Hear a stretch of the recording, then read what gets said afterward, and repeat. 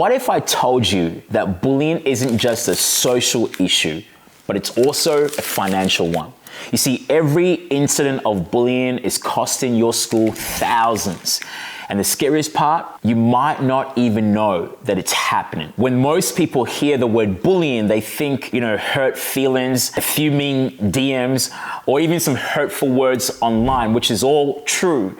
But let's zoom out for a moment. You see, in Australia, nearly 1 in 2 students report being bullied. According to the Courier Mail, over 75,000 bullying cases were recorded in Queensland schools alone in 1 year. That's not nationally, that's just one state. And ABC News reports that bullying is now costing the Australian economy around $500 million a year. And yes, that's a lot of money, but the impact is not just financial. I mean, it affects everything within schools. It affects student attendance, learning time, teacher morale, parent confidence, staff retention, and even your school's public image. Here's something that we don't talk about enough in relation to this topic, and that is the mental health of our young people. You see, kids who are bullied are more likely to experience anxiety, depression, and even suicidal thoughts. Oh, and those emotional scars, they don't just stay in the schoolyard. They can follow a young person into their adulthood as well. And so here's a cycle that I see in too many schools. An incident happens, someone gets suspended, there's a report, there's a call to home, and then we wait for the next fire to put out. But here's the truth. We cannot punish our way into a healthy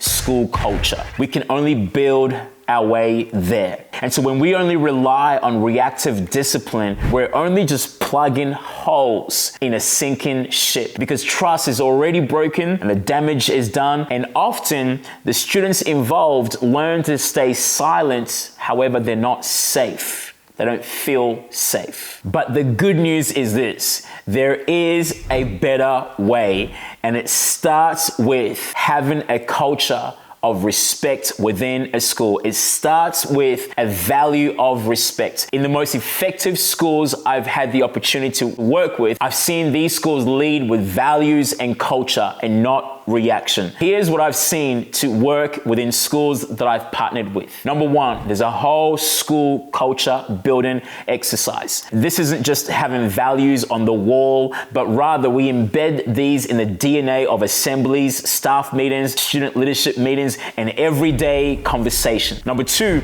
is staff training for early identification, equipping teachers to spot the subtle signs of bullying before it happens and becomes emotional damage. Number 3 is involving the students, student empowerment days where we empower our students to become upstanders and not bystanders. In the presentations that I offer to schools, one particular school, there was a standout feedback comment from the teacher. In fact, I want to throw it over to that teacher right now, that video, for you to hear the impact of how students can learn to become upstanders and not bystanders. Hi, my name's Pastor Matt Daly and I am the chaplain at Oxley Christian College.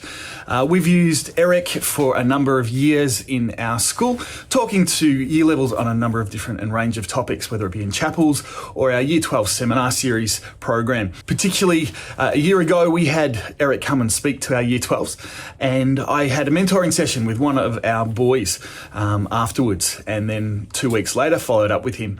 And he was sharing how Eric had come along and he shared from his I Belong program about racial bullying and about how we often tell jokes and think that it doesn't matter.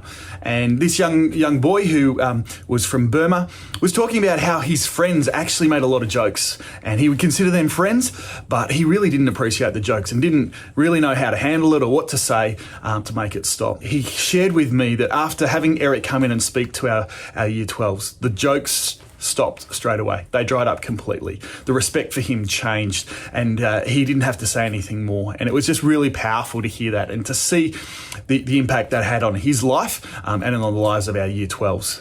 We then got Eric to come in a few months later at the start of the next year and speak to our whole school on the same topic. And again, the impact has just been really fantastic. So I'd highly recommend to any school who is thinking about getting Eric to come in and speak to them, to their students, definitely do so. He is worth every cent, and particularly in this area of racial bullying. So get Eric along. So here's how I can help your school, like many other schools that I've worked with. You see, I've created an engaging keynote on the power of words, empathy, and upstanders, which then leads to what we call the I Belong workshop. It's a powerful session that really gets to the heart of school culture and your young people. You see, over the years, I've worked directly with students, with staff, and where possible, parents as well. And we help schools like yours reduce bullying, build respectful relationships amongst your cohort, and more importantly, create a culture that students want to be a part of. You would be pleased to know that our program is aligned with the Department of Education's social and emotional learning outcomes. So this isn't just a guest speaker, some random stories. No, this is actually real transformation that also fits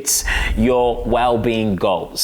So if you're a school leader ready to stop reacting and start building a culture of respect, a culture that lasts, a culture where young people know how to stand up for each other, then let's talk. You can head to my website at www.agyeman.com, hit the book a workshop or let's chat button, and I'll get back in touch with you.